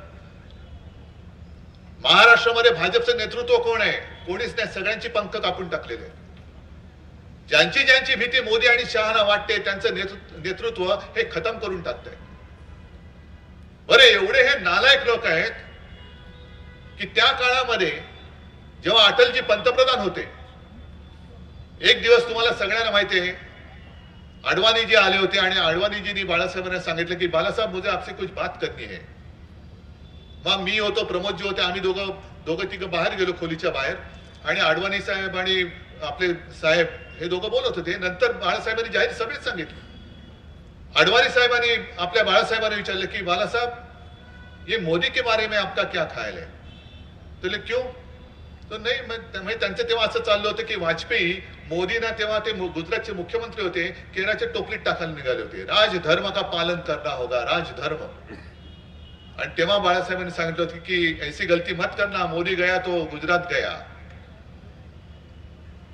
म्हणजे तेव्हा बाळासाहेबांनी जर त्यांची बाजू घेतली नसती तर नरेंद्र मोदी नाव देशाला कळलंच नसतं. तेव्हाच बरोबर वाजपेयी माणूस मला वाटतं हुशार होते, त्यांना कळत होतं की कोण योग्य कोण अयोग्य, ते त्याच वेळेला मोदींना केराच्या टोपलीत टाकत होते. पण आम्ही हिंदुत्ववादी नाही हिंदू आहे, पण हे असं हिंदुत्व यांचं असेल नास्तं कुस्तं. पुन्हा ते जुन्या बुरसटलेल्या गोमूत्राच्या हिंदुत्वामध्ये आम्हाला नेणारं हिंदुत्व जर त्यांचं तेव्हा कळलं असतं तर आम्ही तेव्हा त्याच वेळेला सोडून दिलं असतं. दुसऱ्याच वेळेला मोदी पंतप्रधान नसते झाले. आणि उल्काताई तुम्ही जे बोललं ते बरोबर आहे. सरळ सरळ उघड आता मोदीजी जे करतायत हे देशासाठी घातक आहे. हा सगळा जो परिसर आहे हा कामगारांचा परिसर आहे, ग्रामीण भागात शेतकऱ्यांचा परिसर आहे. आणि लालबहादूर शास्त्रींची जी एक घोषणा होती, त्यांनी नारा दिला होता जय जवान जय किसान. तसाच बाळासाहेबांनी सांगितलं होतं की जय जवान जय किसान बरोबर जय कामगार सुद्धा असला पाहिजे. कारण जसं जवान देशाचं रक्षण करतो, किसान देशाला अन्न पुरवतो, तसंच कामगार हा औद्योगिक सगळं काम करून देशाची अर्थव्यवस्था सांभाळतो. पण हा सगळा पट्टा किती इकडे उद्योग सुरू होते, नवीन किती उद्योग आले, आणि जे उद्योग होते त्यातले सुरू किती आहेत हे तुम्ही मला सांगा. मग आता 10 वर्षानंतर हे जे सांगतायत की आता देश आम्ही समर्थ करणार, देश आम्ही स्वावलंबी करणार, मग 10 वर्ष काय गवत उपटत बसला होता तुम्ही? काय करत होता? 10 वर्ष तुम्ही पंतप्रधान होता. या 10 वर्षामध्ये आम्हाला असं वाटलं होतं, कारण आम्ही तुम्हाला पाठिंबा दिला होता की एक बलवान देश संपूर्ण जगासमोर तुम्ही दाखवाल की हा आमचा हिंदुस्थान आहे, हा आमच्या या देशातला हिंदू आहे, तो नुसता हिंदू आणि मुस्लिम याच्यामध्ये आगीलावर फिरत नाही. आमचं हिंदुत्व हे घरातली चूल पेटवणारं हिंदुत्व आणि भाजपचं हिंदुत्व हे घर पेटवणारं हिंदुत्व आहे. पण आता हे विश्वगुरु तिकडे बसल्यानंतर यांनी मध्ये नवीन टोम काढली, हिंदू आक्रोश, हिंदू जन आक्रोश मोर्चा. अरे हिंदू जन आक्रोश कुठे हिंदू संकटामध्ये? आणि जर तुम्ही 10 वर्ष तिकडे भोगल्यानंतर जर हिंदू तुमच्या राज्यामध्ये संकटात येत असाल तर तुम्ही नालायक आहात. तुम्ही तुमच्या देशात संपूर्ण सत्ता मिळाल्यानंतर सुद्धा हिंदूंचं रक्षण करत नाही, हिंदूंना आक्रोश करावा लागतोय, हे तुमचा अपयश आहे. पण आज जिथे जातोय तिकडे आक्रोश आहे. तिकडे उत्तरेतला शेतकरी रस्त्यावरती उतरलेला आहे. कामगारांमध्ये सुद्धा तो कंत्राटी कामगारांचा कायदा यांनी आणलेला आहे. म्हणजे ह्याला मी पुन्हा येईन, पण कामगाराला माहित नाही मी आज घरी गेल्यानंतर पुन्हा आलो तर मला इकडे नोकरी मिळणार आहे की नाही हे कामगाराला माहित नाही. पण मोदीजी म्हणतात मी पुन्हा येईन. हे तुम्हाला पटतंय? म्हणजे तुमच्या भवितव्याची कोणी गॅरंटी घेत नाही. तुमच्या भवितव्याची गॅरंटी नाही. तुम्हाला काम मिळेल न मिळेल तुम्ही मारा आणि तुमचं जीवन बघा काय ते. मला निवडून द्या, मग बाकी खड्ड्यात गेला तरी चालेल. निवडणूक आल्यानंतर सबका साथ आणि निवडून गेल्यानंतर फक्त त्यांच्या मित्राचा विकास, अडाणीचा विकास, बाकी देश गेला खड्ड्यात. अडाणीला काय बोलायचं नाही, आम्हाला काय बोलायचं नाही. ही अशी नतद्रष्ट वृत्ती, ही मी मगाशी सुद्धा बोललो की केवळ राज्यात नव्हे तर देशामध्ये ह्यांना गाडून टाकलं पाहिजे. ही नतद्रष्ट वृत्ती आहे, ही देशाला घातक वृत्ती आहे. अरे ज्यांनी तुमच्यावरती उपकार केले त्याला तुम्ही संपवायला निघालात. काँग्रेस मुक्त भारत नाही करू शकत, कोणी कोणाला मुक्त करू शकत नाही. ही जनता आहे ती ठरवेल काँग्रेस हवी की नको, शिवसेना हवी की नको, उद्धव ठाकरे हवा की नको, ही माझी मायबाप जनता ठरवेल. मोदीजी तुम्ही ठरवू शकत नाही. तुमच्या किती पिढ्या उतरल्या भाजपच्या, किती कुळं उतरली तरी तुम्ही उद्धव ठाकरे संपवू शकत नाही. जोपर्यंत हे माझ्यासोबत आहे तोपर्यंत कोणी मला काही करू शकणार नाही. आणि मी काय गुन्हा केला? 2.5 वर्ष जे काही मी मुख्यमंत्री होतो, महाविकास आघाडीचं सरकार मी चालवलं. कोणी न मागता मी शेतकऱ्यांची कर्जमुक्ती केली, हा माझा गुन्हा झाला. कोरोनामध्ये मी माझ्या कुटुंबासारखं माझं राज्य सांभाळलं. तुम्ही सुद्धा मी जे सांगत होतो तुम्ही ऐकत होता. आणि जे मोदींना जमलं नाही ते महाराष्ट्राने करून दाखवलं, हा उद्धव ठाकरेचा गुन्हा आहे. तिकडे चीननी 15 दिवसात ते फील्ड हॉस्पिटल उभारलं होतं. माझ्या महाराष्ट्राने 17 दिवसामध्ये मुंबईमध्ये बीकेसी फील्ड हॉस्पिटल उभं करून दाखवलं होतं. हा उद्धव ठाकरेचा गुन्हा आहे. पण आपलं सरकार गद्दारी करून पाडलं आणि पाडल्यानंतर पहिला निर्णय काय घेतला असेल ते पहिलं फील्ड हॉस्पिटल उडवून टाकलं आणि बुलेट ट्रेनच्या घशामध्ये तो मुंबईचा जो बीकेसीचा भूभाग आहे तो पहिल्यांदा त्यांच्या घशात घातला. आज सुद्धा इकडे उद्योगधंदे किती काय चालू असेल तुम्हाला सुद्धा तुम्ही कुठे काम करत असाल कोणी विचारायला येत नाही. पण मगाशी जे मी सांगत होतो की मोदीजी एक घातक प्रकार करतायत, कळत असेल किंवा नकळत असेल, तो म्हणजे गुजरात विरुद्ध संपूर्ण देश अशी ती एक भिंत घालतायत गुजरात आणि आपल्या देशामध्ये. का भिंत बांधताय? का तुम्ही हे पाप करताय? गुजरात सुद्धा आमचं आहे. गुजराती माता भगिनी बांधव इकडे जे पिढ्यानपिढ्या राहतात ते आमचे आहेत. आमच्या सोबत ते साखरेमध्ये जसं दुधामध्ये जशी साखर विरघळून जावी तशी ते विरघळून गेलेले आहेत. का तुम्ही हे पाप करतात? आमच्यामध्ये हे मतभेद का करताय? महाराष्ट्रामध्ये जे उद्योग धंदे दिमाखाने चालू होते आणि चालतायत ते तुम्ही गुजरातला घेऊन जाताय. काल परवाची बातमी आहे की जे 3 सेमीकंडक्टरचे उद्योग ह्या देशात येणार होते, येत आहेत, येणार होते नाही येत आहेत, त्यातले 3 पैकी 2 ह्या मोदीजींनी गुजरातमध्ये ते घेऊन गेले. का बाकी महाराष्ट्र नाहीये, उत्तर प्रदेश नाहीये, बिहार नाहीये, छत्तीसगड नाही, केरळ नाही, कर्नाटका नाही. एक आसामला दिला आणि 2 गुजरातला घेऊन गेले. जवळपास 80,000 ते 1,00,000 लोकांना नोकऱ्या मिळणारे हे उद्योग हे मोदीजी गुजरातला घेऊन गेले. महाराष्ट्राने काय तुमचं घोडं मारलं? निवडणुकीमध्ये मी म्हटलं तसं की फक्त सगळ्यांची मतं तुम्हाला पाहिजेत आणि विकास करण्याची वेळ येते तेव्हा तुम्ही तुमच्या मित्रांची विकास करता आणि गुजरातमध्ये सगळं घेऊन जाता. गुजरातला तुम्ही बलवान करा, गुजरात बलवान झालाच पाहिजे. माझ्या देशातली सगळी राज्य ही मजबूत झालीच पाहिजे. म्हणूनच आम्ही तिला भारत माता म्हणतो. म्हणूनच भारत माता म्हणतो की सगळी जी राज्य आहेत ती एकत्र येऊन एक संघ राज्य उभं राहिलेलं आहे. तो देश नुसता भूभाग नाही तर ती आमची माता आहे, भारत माता आहे. आणि त्या भारत मातेमध्ये तुम्ही असं जर काही विभाजन करत असाल तर हा कपाळ करंटेपणा करणारे देशाच्या पंतप्रधानपदी शोभू शकत नाहीत, बसू शकत नाही आणि त्यांना आपण बसू देता कामा नये. आम्ही सुद्धा तुमचे मतदार होतो. मी होतो का म्हटलं? आपण तो उघड आता मैदानात उतरलं. पण आता गावागावामध्ये जे काही त्यांच्या मोदी रथ येतो, मोदी रथ आला तुमच्या गावात. विदर्भ आणि मराठवाड्यात कोकणात विकणात गेले सरकारी कामा यंत्रणांचा सगळी माहिती देणारा. बस साधे लोक त्यांना अडवतात आणि ते सांगतात की हे काय, हे मोदी सरकार आहे की भारत सरकार आहे? देशाचं नाव सुद्धा तुम्ही आता भारत सरकारच्या ऐवजी मोदी सरकार केलं. देश मी माझा कोणता म्हणू? माझा देश भारत आहे का मोदी आहे? कोणाच्या योजना आहेत, कोणाचा पैसा आहे? मोदीजी के त्यांच्या खिशातल्या पैशातून विकास करतायत, त्यांच्या खिशातल्या पैशातून योजना आणतायत. पण ते सगळे अधिकारी असतात किंवा ते कर्मचारी असतात, त्यांचं काय? त्यांना पगार मिळतो, भाडं मिळतं. ते म्हणतात नाही बरोबर आहे तुमचं. मग लोक सांगतात निघून जा पहिले इकडनं तुम्ही. मी जो करदाता आहे त्या करदात्याच्या पैशातून सरकारी योजना होत आहेत. या भारत सरकारच्या योजना आहेत. मोदी सरकार ह्या देशामध्ये अस्तित्वात नाही, नव्हतं आणि असणार सुद्धा नाही. आणि संज्ञाच नाहीये, भारत सरकार आहे. आणि भारतीय जनता पक्षाकडे सुद्धा पैसा मजबूत आहे. मी मगाच्या सभेत सुद्धा सांगितलं, जे सांगतात ना की काँग्रेसने देशाला लुटलं, 70 वर्षात देशाला लुटलं.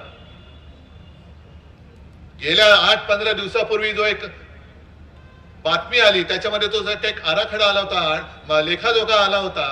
त्याच्यामध्ये भाजपच्या खात्यात किती पैसे आहेत निवडणुकांचे? किती? 7,000 कोटी. आणि काँग्रेसच्या किती आहेत? 700 कोटी. मग देश कोणी लुटला, भाजप का काँग्रेस? 10 वर्षामध्ये मोदीजी जे सांगतात ते खरं, एक गोष्ट ते खरी बोलले, बाकी सगळे झूट आहेत. की काँग्रेसने जे 60-65 वर्षात केलं नाही ते आम्ही करून दाखवलं. बरोबर आहे, तुम्ही देश लुटून दाखवलेला आहात. काँग्रेस अजून 1000 कोटीच्या पुढे नाही गेली. 75 वर्ष, 60 वर्ष, 70 वर्ष सत्ता भोगून तुम्ही जेमतेम 10 वर्ष नाही भोगली तर तुमचा पक्ष हा 7,000-8,000 कोटीच्या पुढे गेला. किती स्पीड आहे बघा तुमचा. काय तुमची प्रगती आहे. देशाची प्रगती गेली खड्ड्यात, भाजपची प्रगती झाली पाहिजे आणि ती करून दाखवले. 7,000-8,000 कोटी. अरे देश तुम्ही लुटताय आणि बोटा आमच्यावरती दाखवताय. आता सुद्धा मी बसलो, शिरीष घरतनी मला सांगितलं त्यांच्यावरती आता नोटीस आली घर जप्तीची. मग असं आमचं सरकार आल्यानंतर आम्ही तुमचं काय काय जप्त करतो ते बघा. सुटणार नाही आणि सोडणार नाही. तुम्ही जर आमच्या कार्यकर्त्यांना शिवसेनेचा भगवा सोडत नाही म्हणून जर सुडाने वागत असाल तर उद्या हा जनता जनार्दन आम्हाला निवडून दिल्यानंतर आजचा तुमचा जो सूड आहे त्याच्यावरती उद्या आम्ही हा सूड ओढल्याशिवाय राहणार नाही. एवढं लक्षात ठेवा. सगळ्यांना शेपट्या धरून तुरुंगात टाकल्याशिवाय राहणार नाही. शिरीष घरच्या घरावरती जप्ती. तिकडे गेल्या महिन्यात गेलो तो राजन साळवी त्यांच्या घरामध्ये घुसले. ते यूओडब्ल्यू का काय एलबीडब्ल्यू वाले काय एसीबी वाले काय असतील देव जाणे. आणि प्रत्येकाचं मोजमाप म्हणजे तुमच्या घरामध्ये काय दिवा आहे याची किंमत किती, हा हे स्टूल आहे ह्याची किंमत किती, मग हे पलंग आहे त्याची किंमत किती. मी राजनला म्हटलेलं टॉयलेट मध्ये नेलं होतं की नाही रे, त्याची सुद्धा किंमत त्याला आता नाही कळणार. आमचं सरकार आल्यानंतर कळेल टॉयलेटची किंमत काय असते. बसवतो बरोबर एकेकाला. पण संताप आणणारी गोष्ट की ह्या किमती काढण्याच्या भानगडीमध्ये त्यांनी शिवसेना प्रमुखांची जी खुर्ची तिकडे राजन साळवीने आपल्या घरी ठेवलेली ज्याच्यावरती शिवसेना प्रमुख बसत होते त्या खुर्चीची किंमत त्या बिंडोक अधिकाऱ्याने केली. अहो मोदीजी, त्या खुर्चीत बसणाऱ्या माणसाने तुमची पाठराखण केली नसती तर तुम्हाला ती खुर्ची दिसली नसती. आणि तुमचे नालायक लोक त्या खुर्चीत बसलेल्या माणसाची मान न ठेवता त्या खुर्चीची किंमत करताय. तुमच्या अकलेची किंमत आम्हाला कळली. महाराजांच्या पुतळ्याची किंमत हे लावणार. तो नुसता पुतळा मातीचा नाहीये. जसं गणपती आपण घरी आणतो, आम्हाला सगळ्यांना कळते की गणपती ही मातीची मूर्ती आहे. त्या किंमत त्या मातीची नसते, त्या मूर्तीची असते. त्याच्यामध्ये जे काही जो जीव असतो, जे काही तेज असतं, म्हणून आपण त्याची आरती करतो, पूजा करतो. तसेच आमचे छत्रपती शिवाजी महाराज जे दैवत आहे त्यांच्या पुतळ्याची किंमत करताय. नालायकांनो, तुम्हाला काय तुमची किंमत आहे, काय तुमची अवकात आहे. आणि आता तर एक सपाट आवलेलं आहे. नामांतर सगळी करायची, सगळ्यांची नावं बदलायची आणि गॅरंटी द्यायची. गॅरंटी कसली? तुम्ही किती पैसे खा, किती घोटाळे करा, पण जर पलीकडच्या पक्षात राहून तिकडे निष्ठेने राहणार असाल तर तुम्हाला तुरुंगात टाकू. पण 70,000 कोटीचा जरी घोटाळा केला आणि आमच्या पक्षात आलात तर तुम्हाला उपमुख्यमंत्री करू आणि महत्वाचं पद देऊ. आपका बाल भी बाका नहीं होगा, ये मोदी गॅरंटी आहे. म्हणून कृपाशंकर तिकडे गेले. बेहिशोबी संपत्तीचे आरोप याच भाजपवाल्यांनी केले होते. पण टोणकन उडी मारून तिकडे गेल्यानंतर मोदीजींच्या बरोबरीने या भ्रष्टाचाराचं नाव पहिल्या यादीमध्ये येतं. ही मोदी गॅरंटी आहे, ही मोदी गॅरंटी. बाकी तुमचं तिकडे शेतकरी तिकडे बसलेत. त्यांना 2-1-1.5 वर्षापूर्वी वचन दिलं होतं शेतमालाला आम्ही हमीभाव देऊ. कुठे दिला भाव? गद्दारांना 50 खोके देत आहे पण शेतकऱ्याला हमी भाव देत नाहीये. हे सरकार तुम्हाला परत पाहिजे. मी भाजपाचं जे बोलत होतो की काय तुमचे दिवस आलेत. तिकडे ओरिसामध्ये एका व्यक्तीला भाजपने, दुसऱ्या पक्षात होता म्हणजे बीजेडी, कुठला बिजू जनता येणार आहे, बिजू पटनायक म्हणजे नवीन पटनायकांच्या पक्षातला, त्याला त्या पटनायकांनी काढून टाकला होता. प्रशांत कुमार जगदेव का काहीतरी त्याचं नाव आहे. आणि काढून काय टाकला होता की गेल्या 1.5 वर्षापूर्वी या जगदेवाने भाजपच्या कार्यकर्त्यांच्या अंगावरती गाडी घुसवली होती. अनेक कार्यकर्ते जखमी झाले होते आणि एक पोलीस अधिकारी जखमी झाला होता. म्हणून त्या नवीन पटनायकने त्याला काढून टाकलं होतं की गेट आउट, तू असा माणूस नाही पाहिजेस. त्या भाजपाचे कार्यकर्ते असतील पण जिवंत लोक होती, जिवंत लोक आहेत, त्यांच्या अंगावरती तू गाडी घालतोस. पण भाजपच्या कार्यकर्त्यांच्या अंगावर गाडी घालणारा माणूस काल परवाकडे वाजत गाजत भाजपामध्ये घेतला. कुठे भाजपचे कार्यकर्ते मेले तरी चालतील पण मी पंतप्रधान झालो पाहिजे. मला तेच सांगायचं भाजपच्या कार्यकर्त्यांना, तुम्ही विचार करा, तुमच्या कुटुंबियांना विचारा की ज्या पक्षाचा नेता आपल्या कार्यकर्त्याची काळजी घेऊ शकत नाही, कार्यकर्ता मेला तरी चालेल पण त्याच्या चितेवरती माझी पंतप्रधान पदाची खुर्ची बसली पाहिजे असा विचार करणार माणूस, त्याच्यासाठी तुम्ही आणखीन रक्त आटवणारा. कुटुंबावरती निखारे ठेवून तुम्ही भाजपचं काम करतात पण ज्यांच्यासाठी काम करतात त्यांना तुमची जर का किंमत नसेल तरी सुद्धा तुम्ही त्यांचं काम करणार आहात का? एक ते दार्जिलिंगचे एक आमदार आहेत भाजपचे, नीरज झिंबा का असं काहीतरी त्यांचं नाव आहे. त्यांनी मोदीजींना रक्तानी पत्र लिहिलंय. का रक्तानी पत्र लिहिलं की 2014 का त्या सुमारास मोदीजींनी तिथल्या गुरख्यांना सगळ्यांना काहीतरी एक आश्वासन दिलं होतं, मी अमुक अमुक करेन. 10 वर्ष झाली काही केलेलं नाही. शेवटी त्या नीरज झिम्मानी त्यानं पत्र लिहिलं, रक्तानी पत्र लिहिलं की मोदीजी तुम्ही आम्हाला आश्वासन दिलं होतं म्हणून आम्ही तुमच्या सोबत आलो, म्हणून लोकांनी तुम्हाला मतं दिली. आता काय तोंडाने मी लोकांसमोर जाऊ सांगा तुम्ही मला. म्हणजे काही कोणाची काही किंमत ठेवायची नाहीये, कोणाला काय आपण सांगतोय तरी नाही, पण फक्त भ्रष्टाचार करा आणि भाजपात या, कुछ नाही होगा, ही मोदी गॅरंटी आहे. आणि म्हणून मला आता तुम्हाला एकच प्रश्न विचारायचा आहे की लढाई मी लढतोय, तुम्ही सगळेजण सोबत आहात, उल्काताई तुम्ही आलात, जयंतराव तुम्ही आहात, सगळे अख्खी इंडिया आघाडी सोबत आहे. ही लढाई उद्धव ठाकरेसाठी लढत नाहीये, ही लढाई मी तुमच्यासाठी लढतोय, तुमच्या मुलाबाळांसाठी लढतोय. आज तर आपलं नशीब आहे की आपल्याला स्वातंत्र्य मिळवण्यासाठी संग्राम करावा लागला नाही. त्यावेळेला याच परिसरातले भाई कोतवाल होते, असे कितीतरी लोक, वासुदेव बळवंत फडके होते, असे कितीतरी लोक ज्यांनी आपलं बलिदान दिलं म्हणून हे स्वातंत्र्य आपल्याला मिळाले.